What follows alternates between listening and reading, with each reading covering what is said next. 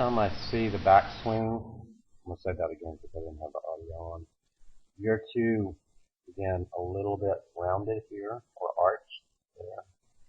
And it caused the upper part of your spine. If I went from your hip socket straight up, average girl tour player is probably 60, 74. So you're real vertical. What happens when you get too vertical or standing up too much, because of that roundness or arching in your back, is that your balance points are going to go forward. So that tells me where you should have started. So looking at your bend points now from your hip socket to your spine, that's more closer to tour player average, 63. I think 61 for a driver is tour player average for a female.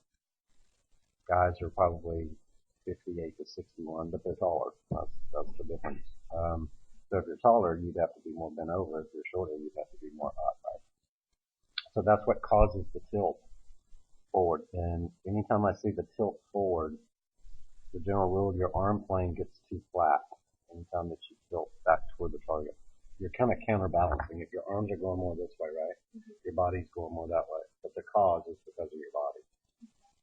And we just need more bend over more.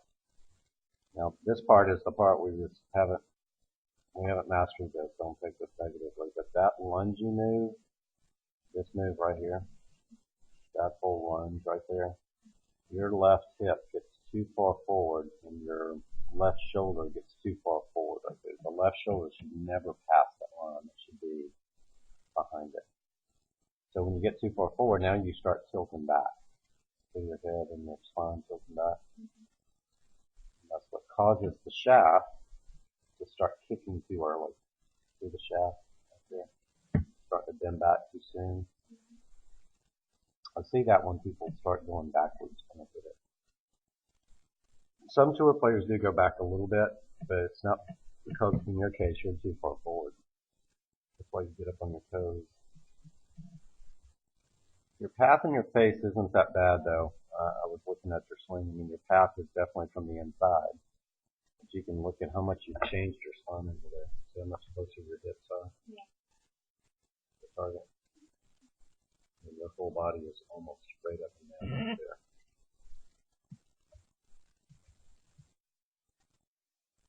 She has to use her hands a lot of the time.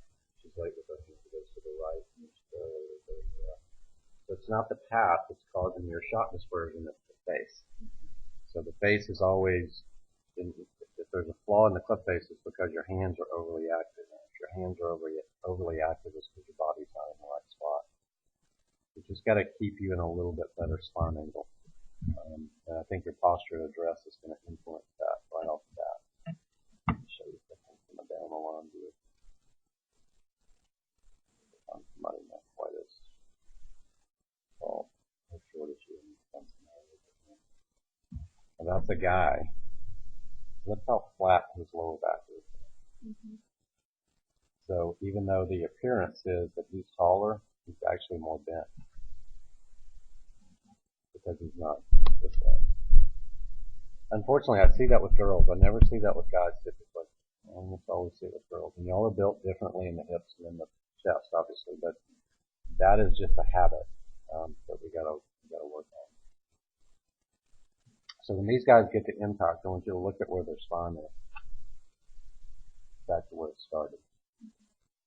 Because their hips are actually working behind them, and he's actually going to work forward to impact, not backwards. He's moving through the shot into it. You're actually still moving backwards into it. So you can tell your arms are going faster than your body. Right?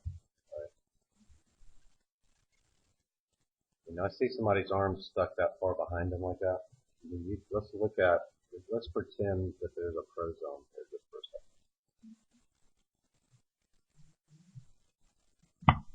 You see how your hands come in. You hit it right there.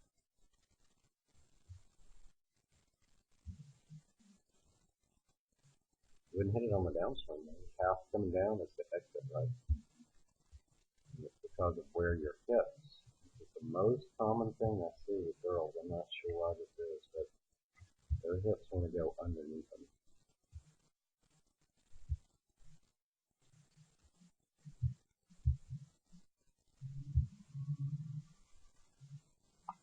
do a little bit of pro-zone work just to make sure that you're practicing, even if it's just an iron, just to feel it, and then we'll get back to your driver, working the posture a little bit.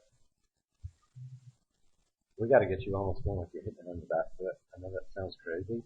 You know, I did this drill with a couple of kids the other day. I could hit it further than they could off one foot, off my back foot, than they could off two feet.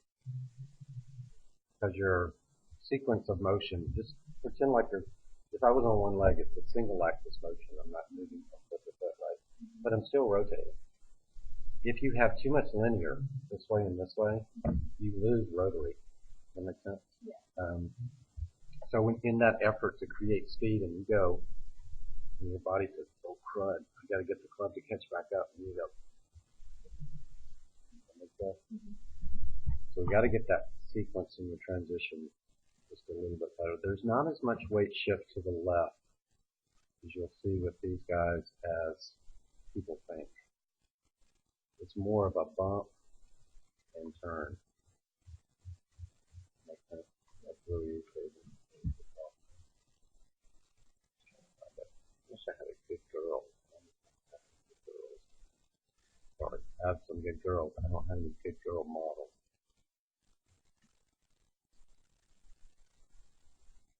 Sorry, Jane. She's a little fatter than you. So they stay in posture there. Mm-hmm. They're turning faster.